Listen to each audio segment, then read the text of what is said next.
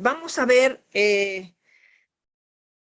parte de lo que es el diagnóstico para Vibrio cólera a partir de lo que es reacciones de PCR para detectar el gen TSP, el gen CTXA y también para ver que realmente sea Vibrio cólera, que es una región de RNA ribosomal. ¿Ok?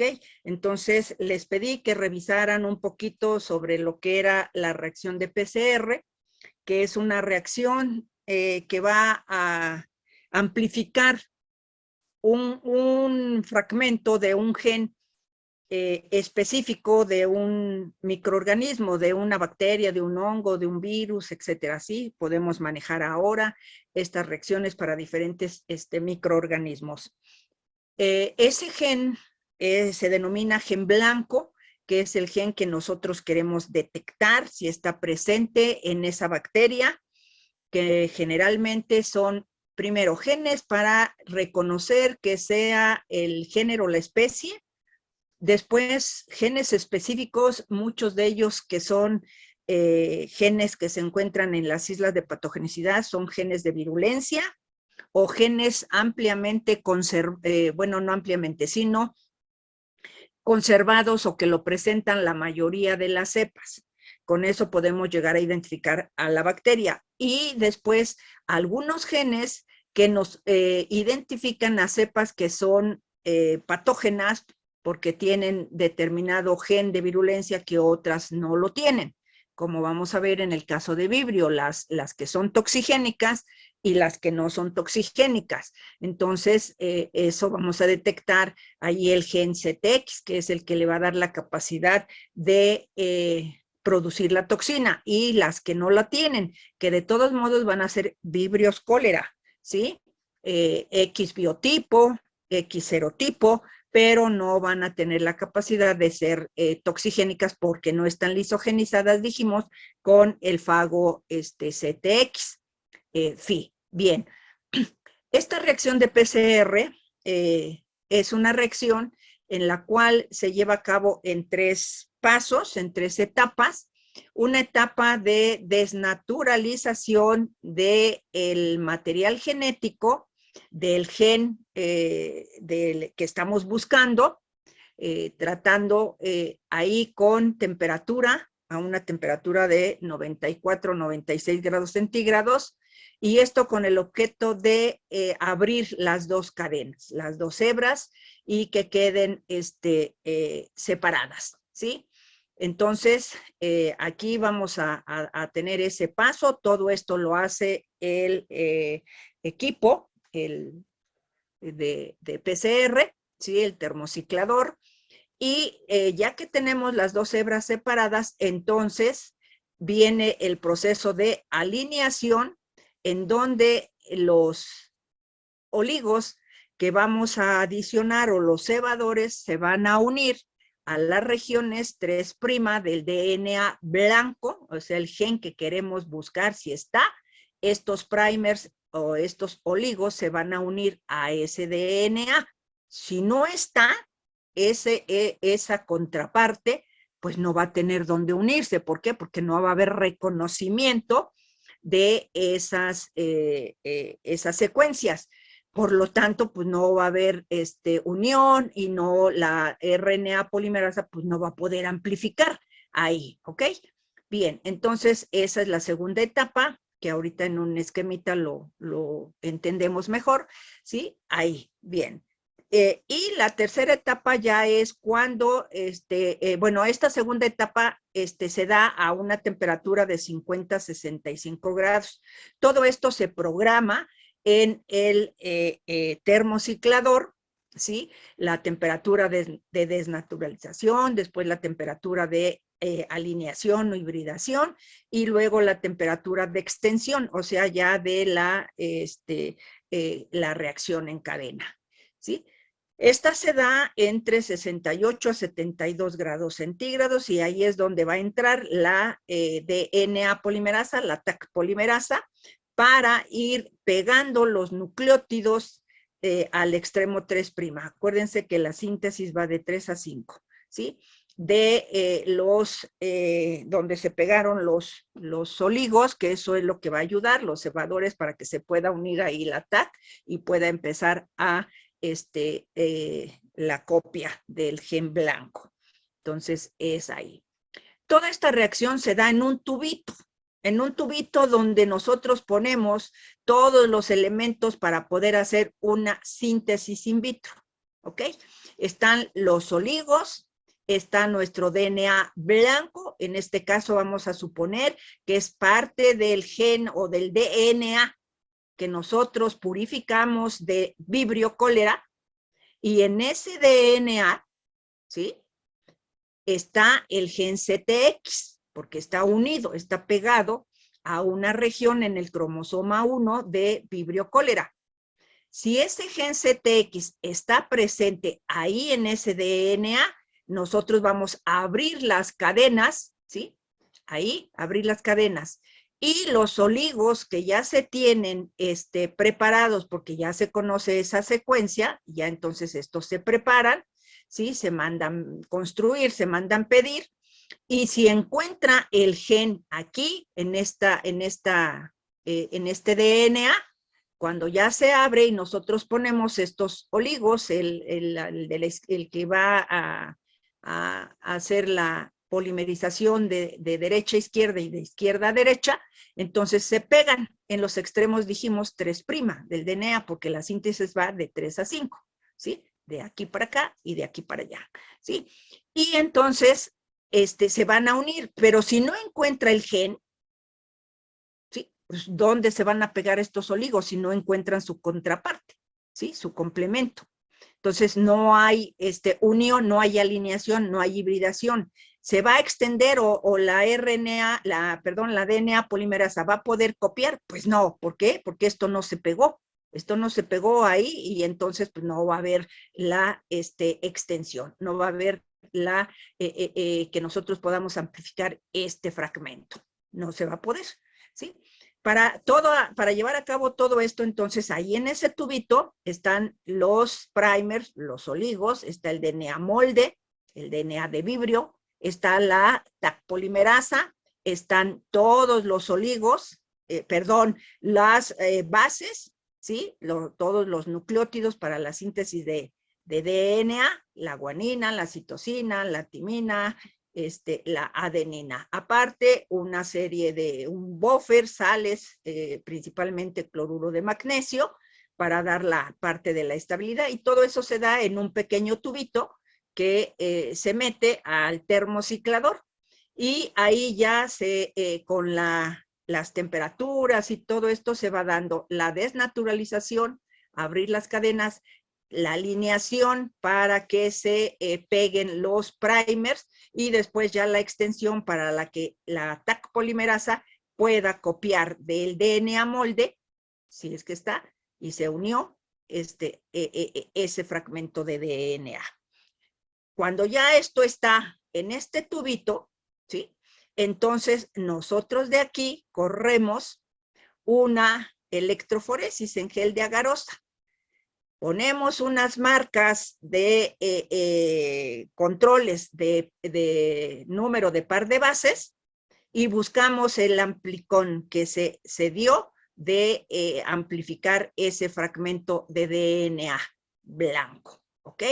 Entonces, eso ya están determinados, muchas de estas determinaciones ya están estandarizadas, ya sabemos qué número, qué banda, de qué número de par de bases nos va a dar, y nos va a aparecer como una banda, una mancha, ¿sí?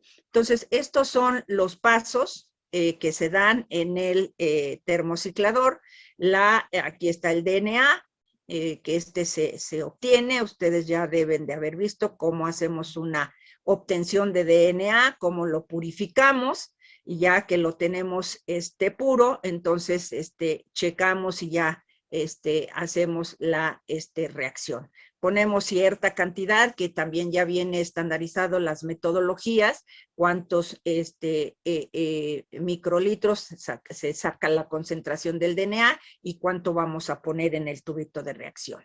Entonces, después viene la programación para hacer la desnaturalización, se programa la temperatura para hacer el alineamiento y después para hacer la extensión. Y ya se le da el número de ciclos que nosotros queremos que se dé la amplificación. Estos se van a ir dando en forma logarítmica porque tenemos una doble cadena, se separa, se amplifica de 2, después vamos a tener 4, después 8, 16, 32 y así sucesivamente, hasta tener o podemos amplificar millones de copias de un fragmento de DNA. Ok, bien. Estos primers, para poder nosotros detectar algún gen específico para, en este caso, Vibrio cólera, son varios. De los principales son el gen TSP, el gen CTX, o sea, el de la toxina colérica, ¿sí? Y algunos otros que son, por ejemplo, estos son para el Vibrio O139, que es diferente al O1, ¿sí? Este es un no O1, es 139, que también ha dado brotes, ¿sí? Y algunos otros genes para Vibrio cólera, ¿sí? Entonces tenemos para el gen TSP, ¿sí? Para la toxina. Para la toxina generalmente se obtiene un amplicón de 564 par de bases, ¿sí? Para el gen TSP se puede obtener una de 451 o hay algunas otras en el cual vamos a ver el número de amplicones. Hay un primer que nos amplifica uno de más o menos 300 par de bases. Entonces, estos son los que nos van a amplificar esas regiones a través de esta reacción en cadena de la polimerasa. Bien, aquí tenemos una PCR multiplex para detectar Vibrio cólera, el gen CTX y el gen TSPA, ¿ok? Entonces, en el carril número 1, lo que se colocan es un marcador de par de bases, ¿sí? Entonces, ahí. Y para identificar a Vibrio como tal, o sea que nosotros detectemos que todas son Vibrio cólera, lo que se amplifica es una región del operón de la RNA, del RNA ribosomal, ¿sí? Que son unas regiones espaciadoras que están localizadas entre lo que es la información en el DNA para la síntesis de este RNA ribosomal 16S y 23S. Entonces, si nosotros detectamos esa región, ¿sí? Del operón de RNA ribosomal, ¿sí? Podemos nosotros asegurar que es Vibrio cólera, que es esta banda, ¿sí? Esta banda que está ahí, ¿sí? Y el gen TSP y el gen CTX con otros, lo que ya vimos, los primers, van a amplificar esos genes, ¿sí? Entonces, el gen TSP, ¿sí? Es el gen que codifica para la proteína estructural de la subunidad del pili, ¿sí? Y es lo que vamos a tener. Y en el de la toxina, vamos a detectar el gen que codifica para esta expresión de esta toxina, que está codificada en el material genético del fago, pero que está unido al cromosoma de Vibrio cólera, ¿sí? Entonces, ahí vamos a encontrar nosotros esas regiones, ¿ok? Entonces, eso es lo que se tiene. Bien. Me voy a cambiar, ¿sí? Para explicarles esto, pero ahora déjenme ver dónde está la práctica. Ay, Dios.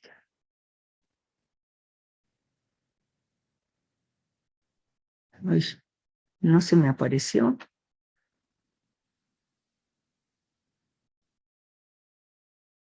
Ay, creo que no la abrí. A ver. Permítanme. Sí, sí está aquí. Aquí está, ok.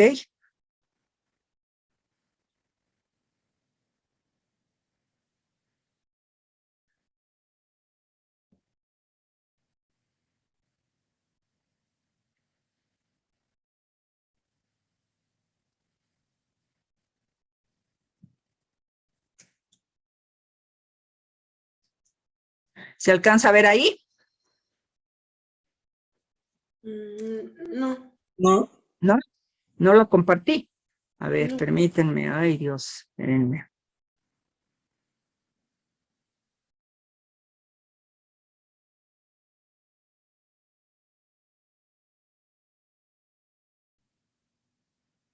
Aquí estoy.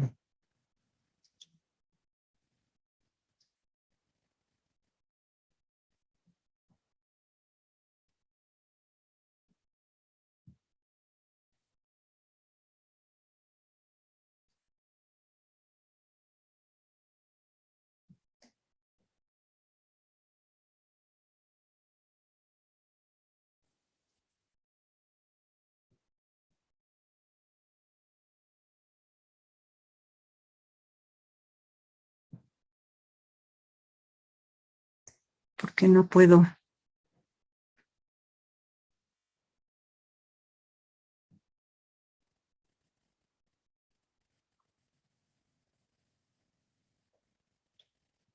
A ver si...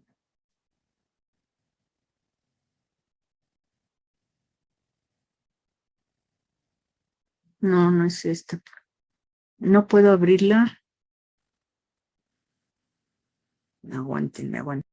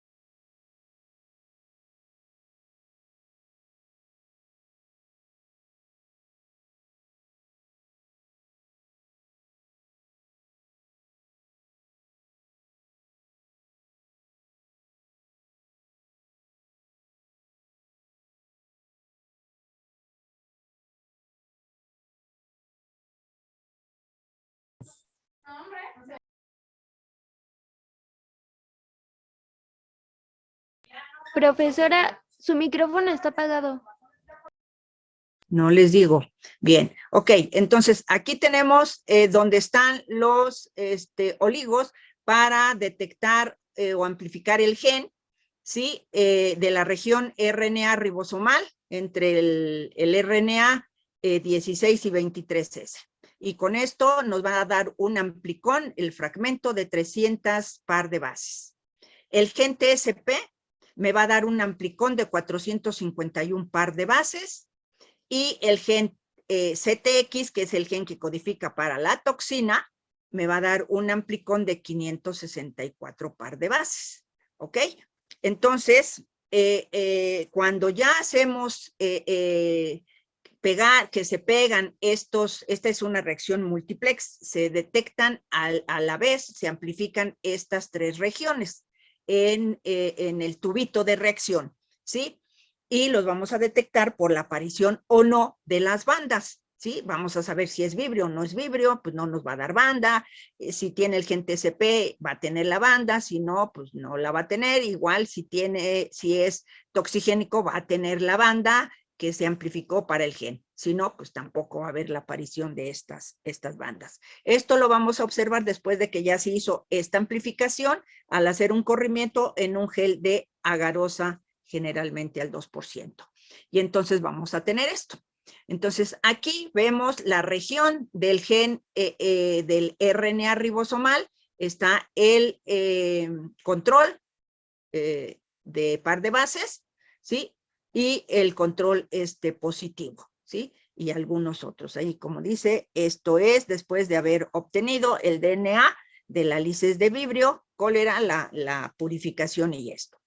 Para el caso del gen CTX y el gen TSP, es el de 564, es para el gen CTX, y el GI451, como vimos aquí, la región para TSP, y 564 para el gen CTX de la toxina.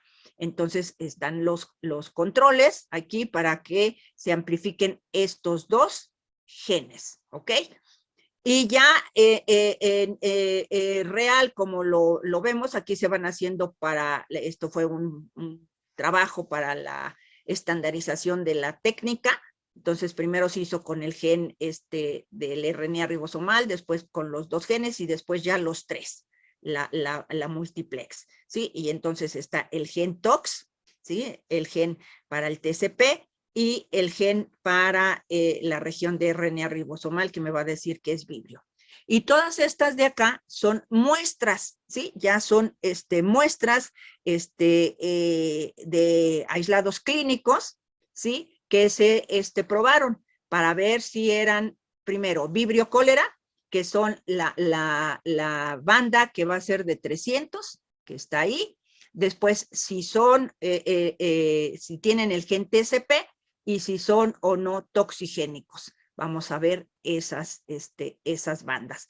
Entonces, se mete muchas veces también un control negativo, o vamos a tener algunas cepas que no nos van a dar. Por ejemplo, aquí está esta que no es toxigénica, o tiene aquí, no se ve el gen, ¿sí? Esta otra, no tenemos ahí, esto es un control, ¿no? Ahí, o es una cepa que es la 55, ahí, Escherichia coli, es un control negativo, que es Escherichia coli. Aquí, Escherichia coli, pues no les va a dar nada. ¿Por qué?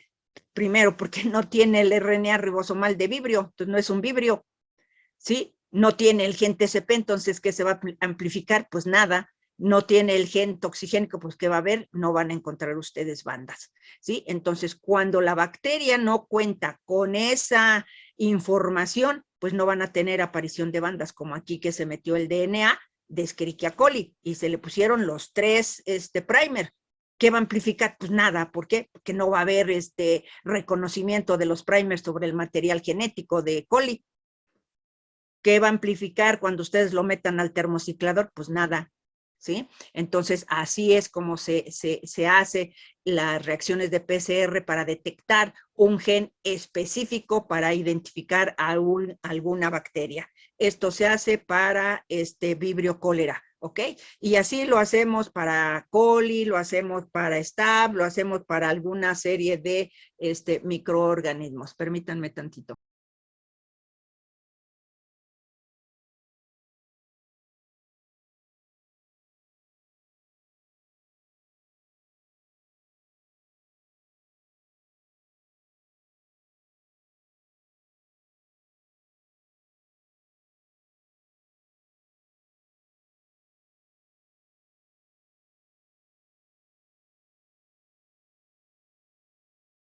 Y cómo vamos viendo. Aquí es lo mismo. Estas son estas son muestras clínicas. Este es el control de pesos de par de bases, ¿sí? El control positivo, un control negativo, y ya después son las muestras. Acá también es un control, ¿sí? Y todas las demás interiores son las muestras. Entonces, aquí todos son vibrios, ¿sí? Todos son vibrios. Aparece toda la banda del RNA ribosomal, ¿sí?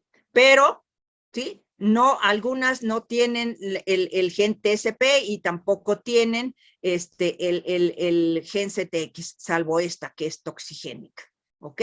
Entonces, es así como se ve. Dígame, Julio. Maestra, bueno, solo es para pedirle de favor que si puede dejar entrar a mi compañera Yael. Ay, es que no dejé a alguien a ver, espérenme. Sí,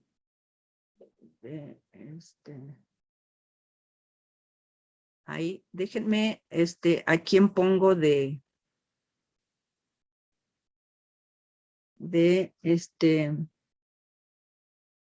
¿quién se quiere quedar de coanfitrión, por favor? Si quiere yo.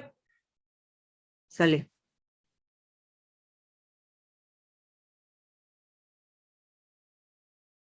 Bien. Ok. Bien. Entonces, es así como podemos nosotros detectar estas reacciones. Esta del cólera SMART ya lo habíamos visto, ¿no? Esta sí se las había yo dado ya. ¿Sí? Que es una reacción con anticuerpos monoclonales, directo de heces. ¿Sí o no? Yo no la recuerdo.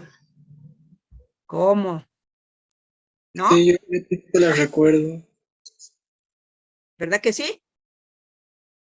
Sí, creo que ya la vimos, que fue una prueba que se utilizó muchísimo durante el brote, la epidemia de, la pandemia más bien de cólera aquí en América, ¿ok? Entonces, esta es una prueba, ¿sí? Para detectar vibrio cólera, y lo que se tiene es la presencia de un anticuerpo monoclonal específico anti-A, ¿sí? De la parte de la pared donde están los determinantes antigénicos y que es conservada, todos tienen anti-A, ¿sí? Entonces, este anti-A está marcado con partículas de oro coloidal para darnos una coloración roja, ¿sí? Y está sobre una membrana. Y entonces lo que se hace es colocar, ¿sí? En de las muestras de heces, lo que se hace es aquí se ponen las heces, con ya sea que provengan de una muestra que hemos puesto en agua peptonada alcalina o de un hisopado, ¿sí? De recto, ¿sí? O directamente tomando una cierta cantidad de las heces. Entonces se pone aquí y estos vialecitos traen un buffer de extracción, ¿sí? Para romper, liberar varios componentes, hacer como un extracto crudo de el vibrio, ¿sí? Y trae una bandita aquí que es un filtro, ¿sí? Y una especie como de tapa gotero. Entonces, aquí se deja unos cuantos minutos para llevar a cabo la extracción, ¿sí? Ahí, con el buffer y la enzima de extracción, y posteriormente ya lo que se hace, estos son unos 15 a 30 minutos, y entonces después se invierte el gotero y estas son las tiritas, ¿sí? Entonces aquí está colocado el anticuerpo monoclonal anti-A, marcado con oro coloidal, ¿sí? Y trae un control, ¿sí? Y una zona, bueno, son dos regiones donde se pone el control y otra región donde va para correr la muestra, si es positiva o no. Sí, y acá trae una perforación, esa plaquita, y aquí se colocaban unas 4 o 5 gotas de este tratamiento que se le hizo a las heces o al hisopado rectal, y se deja correr ahí unos minutos, ¿sí? Hasta que tengamos la aparición de la mancha donde está el control, roja. Entonces, si nuestra muestra está positiva, va a aparecer una mancha igual que la del control. Si está negativo, no va a haber mancha, ¿sí? Entonces, de esa manera se detectaba rápidamente, pero esto nada más nos decía que era vibrio, pero no nos decía si era toxigénica, qué biotipo era, nada más nos decía es vibrio cólera, ¿ok? Entonces, es así como se hacía. Entonces, esto, como les dije, se deja de 15 a 30 minutos como se lleva a cabo la reacción. Entonces, aquí está el buffer, la muestra, se deja ese tiempo y colocamos 4 o 5 gotas aquí, va corriendo hacia esta dirección, tenemos que parar. Entonces, lo que se tiene aquí es un anticuerpo policlonal anti-O1, que es un anti-A, ¿sí? ¿Sí? Y aquí corre, y entonces si detecta que tiene el antígeno A, pues se va a unir, ¿no? Se va a dar la reacción y va a aparecer la mancha. Si no es, pues no aparece esa mancha, ¿sí? La reacción. Entonces aquí tenemos uno positivo, uno negativo, ¿sí? Pero tenemos siempre que dejar que corra toda para que aparezca la mancha del control positivo, ¿ok? Entonces, esa prueba se utilizó durante mucho tiempo, inmediatamente solamente para saber que el paciente tenía cólera por vibrio. Entonces, esas son las reacciones que se hacían rápidas para vibrio cólera. Y lo último que me faltaba es ver nada más parte de lo que era la epidemiología, ¿sí? Y cómo se adquiere vibrio cólera, ¿sí? Entonces, vibrio cólera, para empezar, es al igual que salmonela, ¿sí? Solamente afecta a los seres humanos, ¿sí? Igual que Shigella, no afecta a los animales, a los humanos, ¿sí?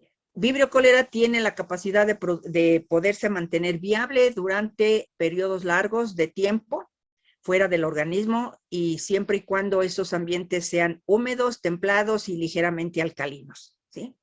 Entonces, puede permanecer viable por semanas, ¿sí? Hasta meses en las aguas residuales, las aguas de drenaje. Ahí está, ¿sí? Les dije yo que vibrio cólera en América apareció en enero del 91 en Perú, ¿sí? Y después llegó a México el 18 de junio del 91, ¿sí? Ahí. Y la epidemia que azotó a toda Latinoamérica fue vibrio cólera O1, biotipo Eltor, ¿sí? Ahí. Y los países en los cuales se extendió rápidamente después de Perú fueron Argentina, ¿sí? Ahí durante todo el año del 91, 92 y 98, ¿sí? Ocurrieron brotes fuertes en Argentina, ¿sí? Ahí. En México fue todo el 91. Bueno, fue el 17 de junio del 91, en un pueblito llamado San Miguel Totolmaloya, de Sultepec, Estado de México. Ahí fue donde se detectó el primer caso de cólera. Y de allí se extendió a toda la República Mexicana en el 91, que fue junio. Todos los restantes 6 meses de lo que fue el año 91 se extendió a 17 estados en ese. Y se detectaron 2,690 casos, ¿sí? Y se reportaron 34 muertes. Para 1992, ya la transmisión la teníamos en todos los estados de la República Mexicana. Y ya se tenían 8,162 casos y 99 defunciones. Entonces, avanzó rápidamente. Este es el pueblito de San Miguel Totolmaloya. Ahí está ubicado en el Estado de México. Actualmente, ya se tienen solamente por ahí algunos brotes de cólera, ¿sí? Aislados, ¿sí? Que ya no hay reportes en el CINAVE. No hay reportes de Vibrio cólera. Estos son resultados del 29 de julio del 2019, hace 2 años y fracción, y ya no hay casos de cólera, ¿ok? Ya está, vamos a decir, controlado el problema, ¿sí? En donde se han reportado casos en el 18, fue un brote de un Vibrio cólera O1 toxigénico, serotipo INAVA, en Sinaloa, ¿sí? Ahí se detectó en el año del 18 un caso. En el 19 se detectaron 3 casos con un Vibrio cólera OGAGUA, ¿sí? O1 en Tabasco, 1 y en Campeche 2, ¿sí? Y se detectaron en Tamaulipas un caso de Vibrio cólera O1 INAVA, pero no toxigénico. O sea, sí se dio el problema, pero no se compara con los que son toxigénicos, ¿sí? Entonces ya actualmente cuando se tienen este tipo de casos, pues ya son casos muy aislados y en zonas en donde se consume un alto consumo de productos derivados del mar, entonces es donde se tienen los reportes. Todos, la información de casos de cólera llegan a el control de epidemiología, al INDRE, ¿sí? En donde se reportan, ¿sí? Entonces, esos son los casos que se dieron, ¿sí? De Vibrio cólera. Ya tenemos otra vez la cepa de Vibrio, tenemos un Vibrio cólera O1, parece que es OGAGUA, no toxigénico, ¿sí? No nos pueden regalar uno toxigénico, sería muy peligroso, ¿sí? Entonces, es lo que tenemos. Sus compañeros de la mañana, el próximo lunes van a ser hemófilos y van a ser Vibrio, ¿ok? Entonces, actualmente ya para el 21, el año del 21, el año pasado, ya no se tuvieron casos de Vibrio cólera, ¿sí? Se han mantenido controlados, ¿sí? Ahí. Ahora, yo les voy a pedir que revisen y entiendan los términos de lo que es incidencia, prevalencia y frecuencia. Con un ejemplo, por favor, ¿sí? Es una tarea, si la quieren hacer, si no la quieren hacer. En los exámenes ya saben que les doy. ¿Por qué? Porque tenemos que entender lo que son las principales causas de lo que son las muertes, los casos que nos lo manejan así, como incidencia, prevalencia y esto. Y otros 2 términos que manejamos mucho, que es morbilidad y mortalidad. Y aquí están definidos. Mortalidad es el índice de personas que padecen enfermedad en una región y un periodo determinado.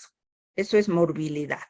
Y mortalidad es el número de defunciones o muertes en una población y un tiempo determinado, ¿sí? Y lo que juntan los 2 términos, morbimortalidad, se refiere al conjunto de enfermedades mortales que han afectado a una cantidad de personas en un tiempo y en un lugar específico, determinado, ¿ok? Entonces, aquí tenemos algunas de las principales causas de morbilidad en el Estado de México, ¿sí? Ahorita el COVID se lleva el número 1, infecciones respiratorias agudas, infecciones de vías urinarias, infecciones intestinales, úlceras, gastritis, duodenitis, hipertensión arterial, gingivitis, conjuntivitis, diabetes, ¿sí? Obesidad, ¿sí? Entonces, esos son reportes de salubridad, del IMSS, del ISSSTE y otras, el DIF, ¿ok? Entonces, todos estos datos los lleva el SINAVE para que nosotros podamos ver, ¿sí? Entonces, ya la distribución de los países que son endémicos para cólera y en los países en los cuales en los años del 2002 al 2003 sí tenían o cómo estaba ya su control con los casos de cólera. Entonces, lo que está en lila son los países con casos de cólera en esos años. Ajá. Entonces, para que vean. Y países con casos de cólera importados, porque esos casos que se dieron era porque viajaban a los lugares en los cuales eran endémicos, ¿sí? Para, o casos con cólera, como fue en Haití, en parte de África, en el parte de Asia, donde se tenían o se tienen el mayor número de casos. Parte de toda Europa son casos importados de gente que viaja a esos países, Canadá, ¿sí? Estados Unidos, ¿sí? Parte México. Entonces, todo esto, no nada más con el cólera, infecciones del tracto genital, las infecciones de transmisión sexual, los problemas gastrointestinales, las amibiasis, la salmonelosis, son y se llevan de un lugar a otro a través de los movimientos migratorios de las personas, la gente que trabaja, los vendedores que van de un estado a otro de la República o a otros países de Latinoamérica o parte de Estados Unidos o esto, ellos llevan nuestras cepas y se traen otras. Entonces, de esa manera, a veces se adquieren microorganismos que aquí no existían y se llevan otros que en otros lados no existían. ¿Ok? En cuanto al el tratamiento de del cólera, sí, es a base de hidratación y en el cólera sí se les da generalmente tratamiento con antimicrobianos. El antibiótico de elección es tetraciclina, que era el antibiótico. Cuando ya se tuvieron cepas resistentes, entonces se utilizaron los antibióticos de acuerdo al antibiograma que se llevaba a cabo. ¿Sí? Se utilizaba amoxicilina y esto. La hidratación iba a depender del grado de deshidratación que se tenía de la persona, ya fuera domiciliada en casa con los sueros o oral bajo vigilancia médica y familiar o ya hidratación endovenosa con atención médica, ¿sí? Y se montaron en ese entonces una serie de actividades para bajar los índices de presencia de cólera en los diferentes estados de la República con información en los diferentes centros de salud, ISSSTE, salubridad, etcétera, y en muchos de los lugares donde se expendían alimentos, ¿sí? Se quitaron muchos puestos callejeros, sobre todo en las estaciones de los metros, los camiones, las paradas de autobuses y todo. En esa época de 1991, 92, 93, como 5 años, se prohibieron este tipo de expendios no clandestinos en la calle, ¿sí? Y eso fue lo que se hizo. Entonces, hubo todo esto de flujo de información, se les daban pláticas en las clínicas, en los hospitales de lo que era el cólera, se identificaron zonas de riesgo, en qué zonas era donde se tenían el mayor número de casos, qué hospital reportaba el mayor número de casos, de dónde eran esas personas, se hacían cercos sanitarios para evitar la expansión de estos casos. ¿Sí? Se hicieron operativos preventivos de lavarse las manos, no comer mariscos crudos, los alimentos bien cocinados, el agua hervida, si no tenían agua potable, hervir el agua, ¿sí? Y la búsqueda de casos activos de cólera que fueran atendidos, que la gente no defecara al aire libre, ¿sí? Aislar a los pacientes de los demás habitantes de la casa, ¿sí? Sobre todo los niños y las personas de la tercera edad, por ser más sensibles. y se le dio la atención a los principales brotes como los que se dieron en Campeche. En Campeche el INDRE mandó todo un grupo de estudiantes, muchos fueron y están aún ahí en el INDRE, en Vibrio, de la generación catorceava, ¿sí? Ahí atendiendo estos brotes de cólera. Fue Campeche, Puebla, Veracruz, donde se presentaron el mayor número de brotes de ahí. Y se trabajó en el laboratorio para identificar a Vibrio, y lo único que se hacía era la identificación con las pruebas bioquímicas que ya vimos, ¿sí? Y la serología polivalente, detectar el O1, ¿sí? Eso fue lo que se hacía. Y ya de ahí se mandaba el INDRE, y en el INDRE hacían la serología monovalente para ver qué serotipo era, y se hacía el biotipo y la toxigenicidad, si era cepa o no toxigénica.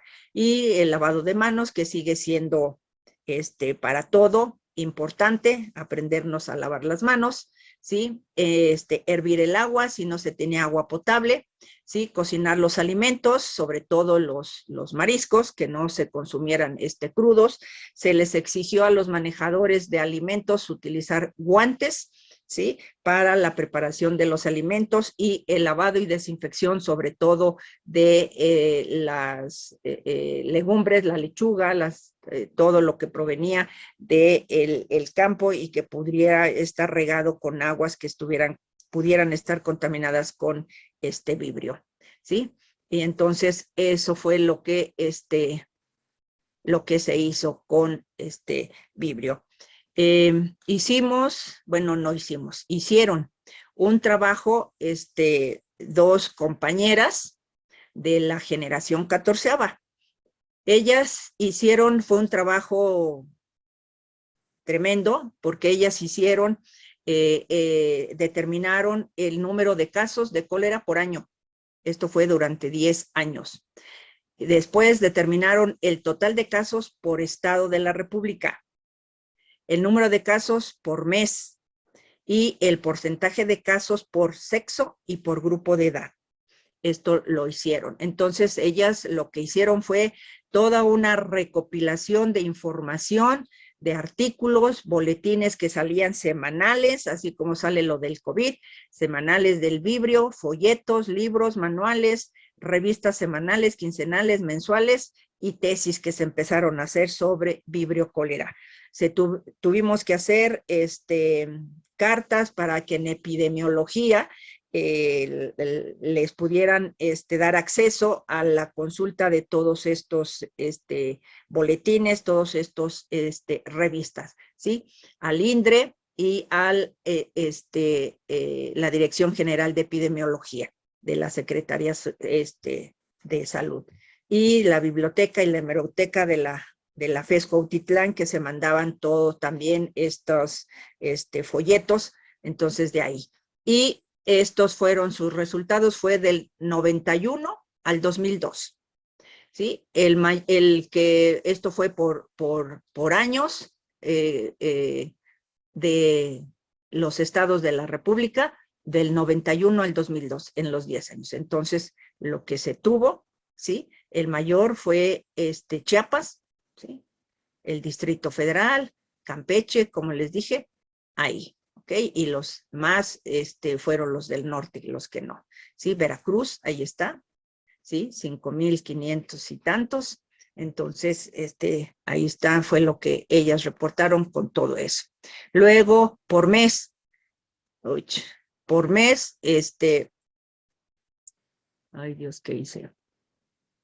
Por mes, el mes en donde en esos años, en ese análisis de estos años, los meses con mayor número de casos de todos esos años, 91, 92, 90 y todos, se mantuvieron los meses con mayor número de casos, julio, agosto y septiembre, que son los, después poquito del verano, ¿sí? Ahí fue donde se tuvieron el mayor número de casos. Luego, en el caso de de cólera de todos esos años, del 91 por año al 2002, que fue lo que se trabajó. Y se vio, por ejemplo, del 91 de 2.690, cuánto pasó al 92 y en el 93 el más alto. Después en el 95. Después aquí bajó un poco y después otra vez en el 95.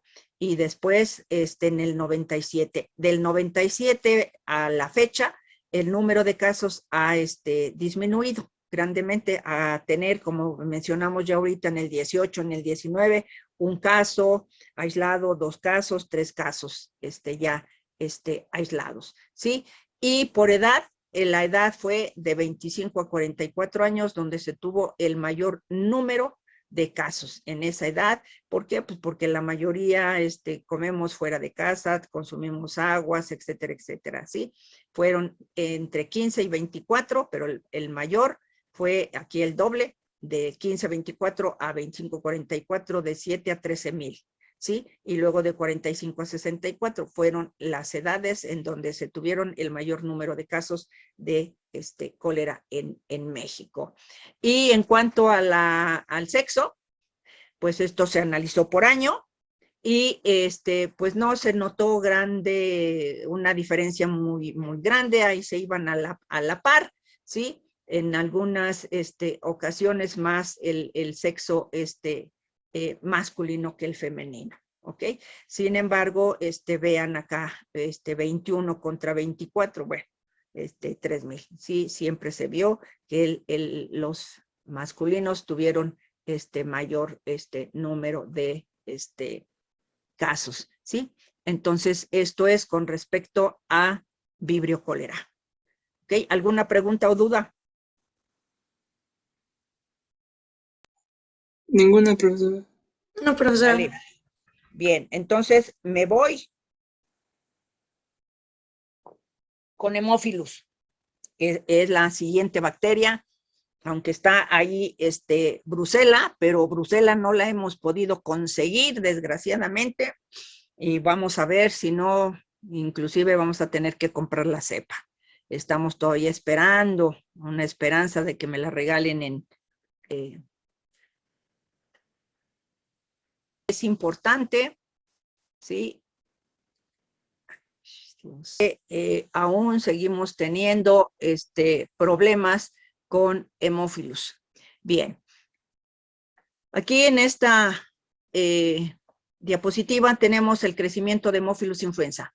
Bien, Haemophilus influenza, ¿sí? Es una bacteria catalogada como fastidiosa. Fastidiosa porque necesita medios específicos para poderse desarrollar y cuesta mucho trabajo mantenerla, ¿sí? O sea, a nosotros nos ha costado haberla recuperado, mantenerla, que no se muera, etcétera, etcétera, ¿sí? Entonces, ese es parte de mi molestia muchas veces con muchos otros compañeros, porque todos piden, y como saben que ahí en el servicio con la maestra Andrea, con el maestro Luis, tenemos las cepas, ¿sí? Entonces nada más estiran la mano y tienen para hacer sus prácticas, pero ningún maestro en todo lo que ha pasado ya de que empezamos a trabajar nos ha dado un apoyo para poder mantener, para poder propagar, para poder identificar a las bacterias con las cuales hacen sus prácticas. Quieren todo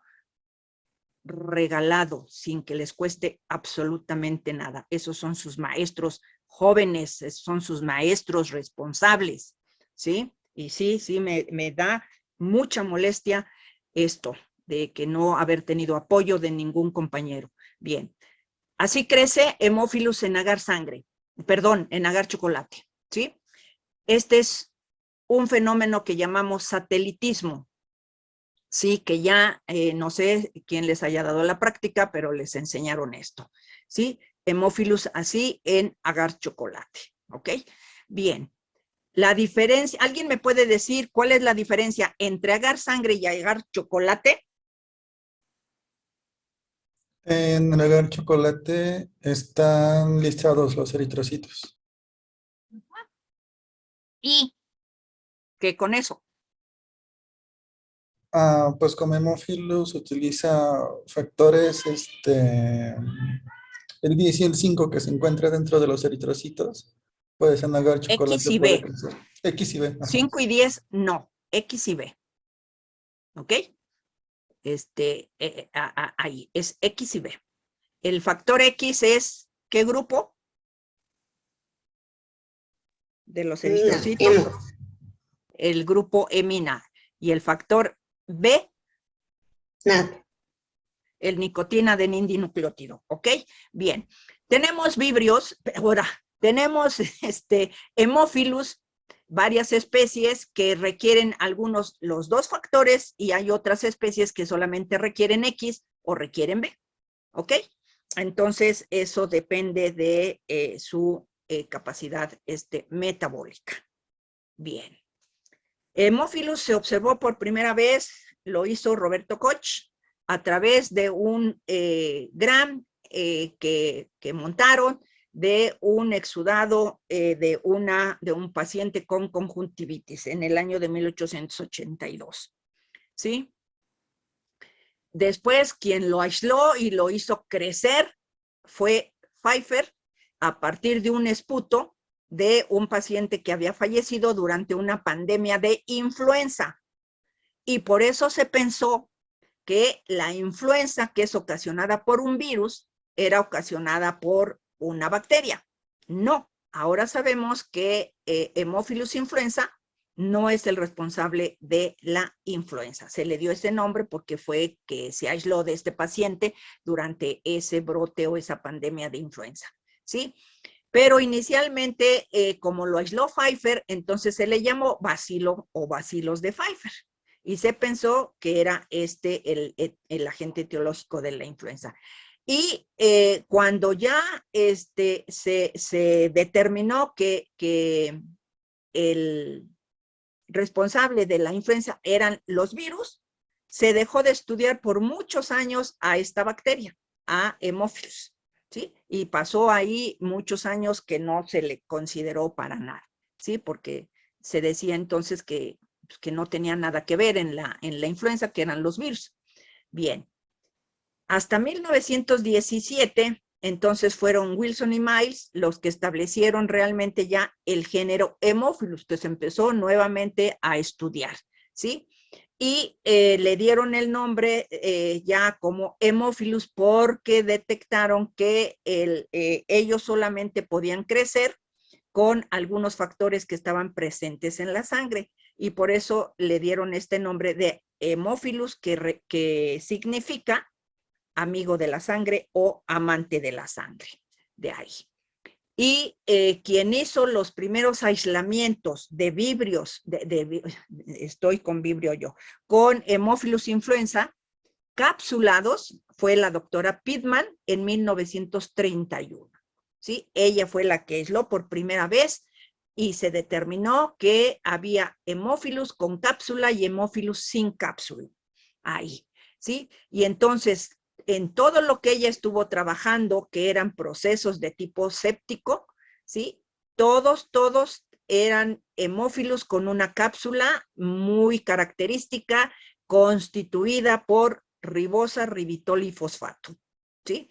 Y a estos ella les denominó Hemophilus influenza tipo B, ¿sí? Que así yo siempre voy a manejar Hemophilus, siempre lo voy a poner de esta manera, siempre yo lo abrevio así, HIMB, HIMB.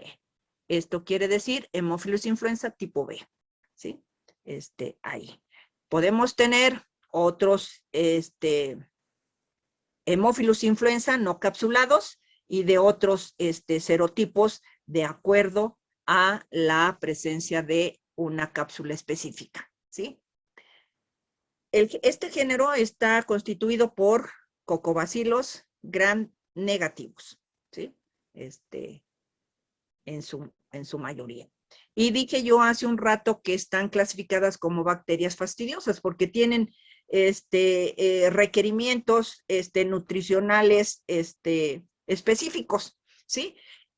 Primero, es agar chocolate, algunos, los que requieren los factores X y B, y algunos otros pueden crecer en sangre, los que solamente requieren el X, ¿sí?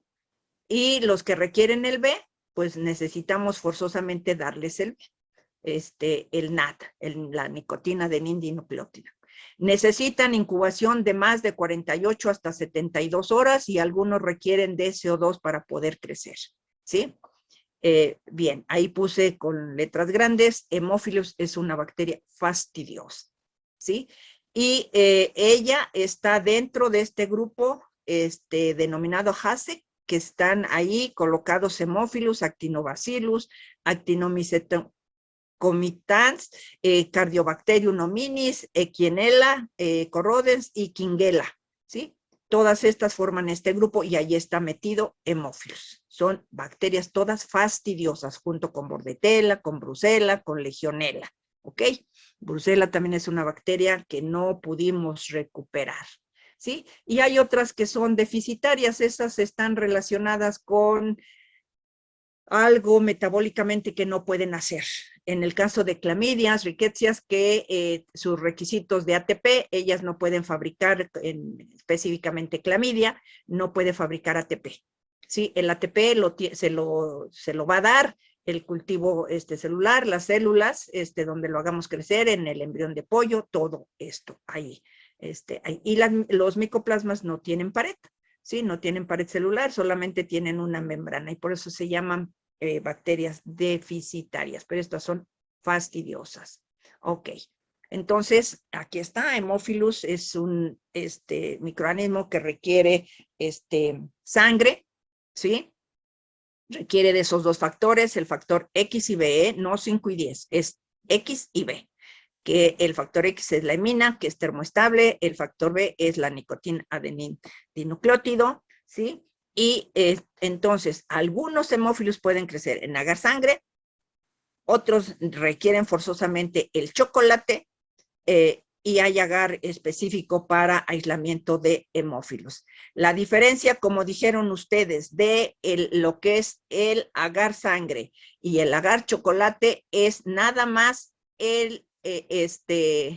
la forma en la que nosotros servimos o adicionamos la sangre al medio base con el que se preparan los dos. ¿Sí? El medio base es un medio que se llama agar base sangre. ¿Sí? En inglés, BAB. ¿Sí? BAB.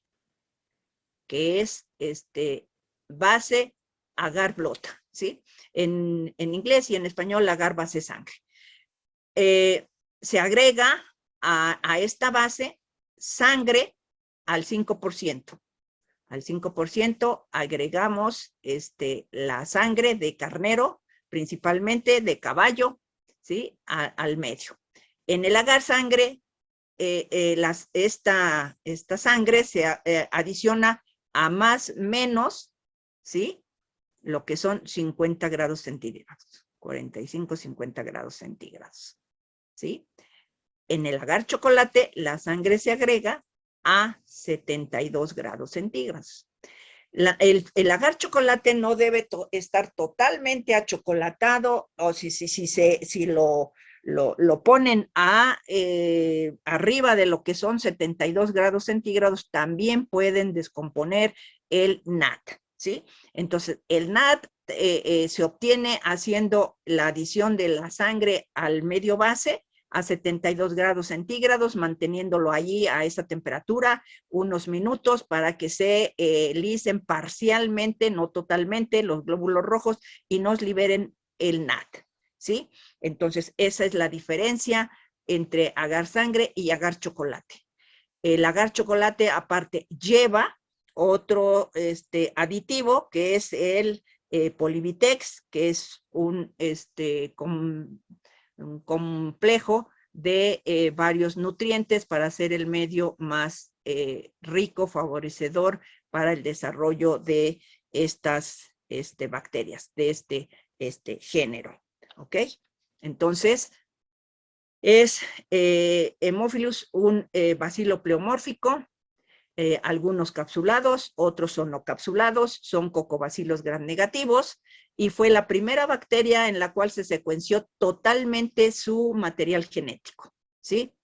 Y de Haemophilus, igual de neumococo, se fueron de parte de las últimas bacterias de las cuales se ha fabricado, junto también con Neisseria meningitidis, vacunas para disminuir el número de casos tan alto que se tenía de problemas de meningitis con Haemophilus influenza, ¿sí? Ahí, y neumococo también, la neumonía lobular, ¿sí? La cápsula de los hemófilos nos diferencian 6 tipos diferentes. Actualmente tenemos 8, ¿sí? 6 biotipos y 6 tipos capsulares y 8 biotipos, ¿ok? Los 6 tipos capsulares son A, B, C, D, E y F, siendo el más común, el invasivo, el Haemophilus influenza tipo B. La cápsula del tipo B está formada de ribosa, ribitol, que es un polialcohol derivado de la ribosa, que son una de 5 átomos de carbono, 1, 2, 3, 4, 5, ¿sí? Con OHs, pues se llama ribitol, son polialcoholes derivados de algunos carbohidratos, glucosa, ribitol, sorbitol, adonitol, en fin, y un grupo fosfato. Eso es lo que conforma la cápsula del Haemophilus tipo B, Haemophilus influenza tipo B, ¿ok? Los otros tipos, el A, el C, el D, el E y el F, tienen este azúcar como base de su polisacárido capsular. El A, glucosa con grupo fosfato, no está acetilado, el B, ya dijimos, ribosa, ribitol y fosfato, ¿sí? El C es galactosa con grupo fosfato, el D es hexosa sin grupo fosfato, el E es una hexosamina sin grupo fosfato y el F es una galactosamina con grupo fosfato. Esos son los 6 grupos capsulares de Haemophilus influenza. Haemophilus influenza en base a la cápsula, entonces nos dan estos diferentes tipos capsulares y se les llama hemófilos tipificables, ¿sí? Tipificables. Y los que no tienen cápsula se les llama no tipificables, ¿ok? Entonces, tenemos hemófilos tipificables que son capsulados y hemófilos no tipificables que son no capsulados, ¿ok? Bien, entonces, eso nos ayuda a hacer su identificación, parte de esa cápsula. Bien, entonces, ese es el componente de la cápsula de Haemophilus influenza tipo B. Sí, y así se va formando toda esa cadena de la polirribosa, polirribitol fosfato, ¿sí? Se van uniendo de esta manera para formar esta cápsula. ¿Y qué problemas nos van a dar? Nos van a dar principalmente el tipo B, problemas de tipo invasivo, meningitis, epiglotitis, bacteremias. Y los no tipificables, o sea, los no capsulados, pueden estar involucrados en otitis, que son Haemophilus influenza también, pero no tienen cápsula. Otitis media aguda, sinusitis, ¿sí? Traqueitis, neumonías. Nosotros ya vimos neumococo, ¿sí? Y en neumococo les dije que neumococo junto con GIN y junto con Moraxella catarrhalis son 3 de las bacterias que están involucradas en otitis media aguda y en problemas de sinusitis, ¿ok? Se los llevan. Y los que son invasivos son los capsulares y más solamente el tipo B.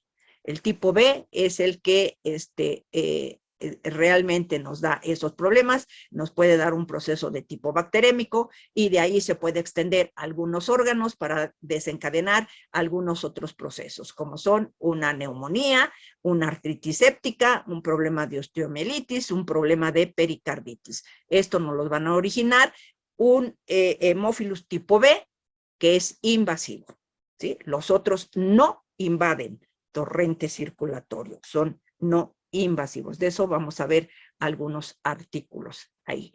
Entonces, tenemos aquí en esta tabla donde nos muestran cuáles son las cepas, ¿sí? Dónde se encuentran, dónde los podemos encontrar en portadores, ¿sí? Y cuáles son los principales o las principales manifestaciones clínicas. Los capsulares y el tipo B lo encontramos en el tracto nasofaríngeo de algunos portadores en un 2 a un 4%.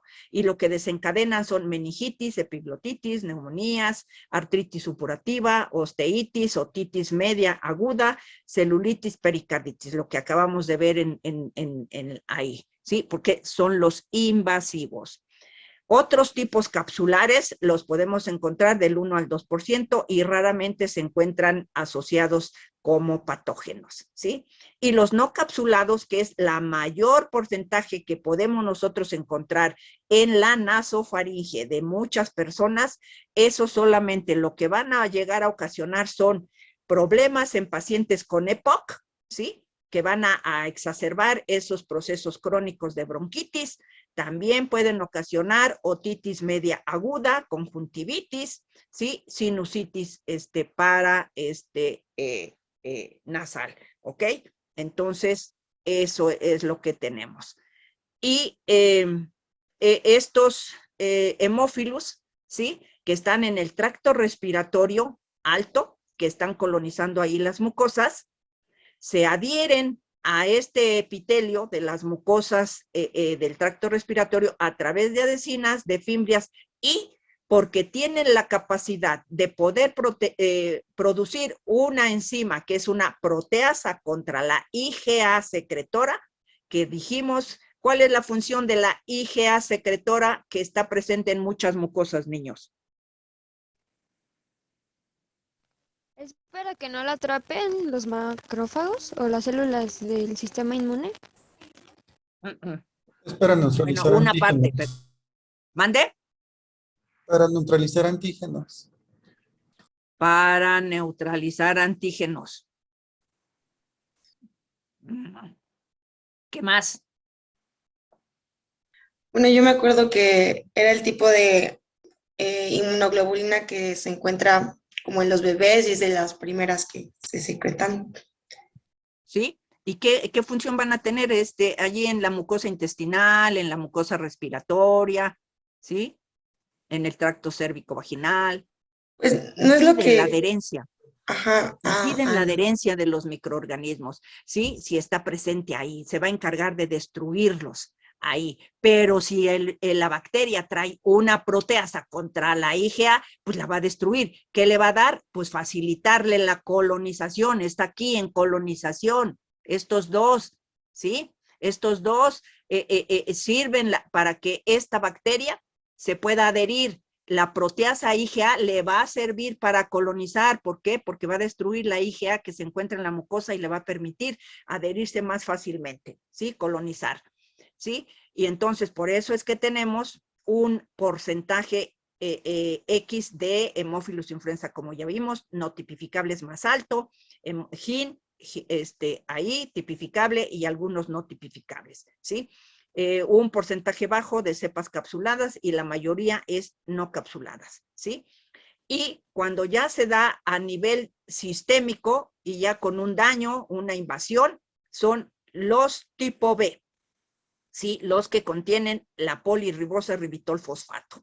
Y aparte tienen lo que va a ser una endotoxina, ¿sí? Porque son gram negativos, entonces tienen lípido A, ¿sí? Y eso es lo que va a ocasionar fiebre principalmente, ¿ok? Ya vi que ya llegó Luis por ahí, entonces vamos a, lo voy a dejar aquí, acuérdense en dónde nos quedamos, por favor, ¿sí? Y le voy a dar, para que comparta Luis, ahí, para empezar el examen. ¿Ok? El examen va a ser de 2 partes, ¿sí? Una parte que va a ser,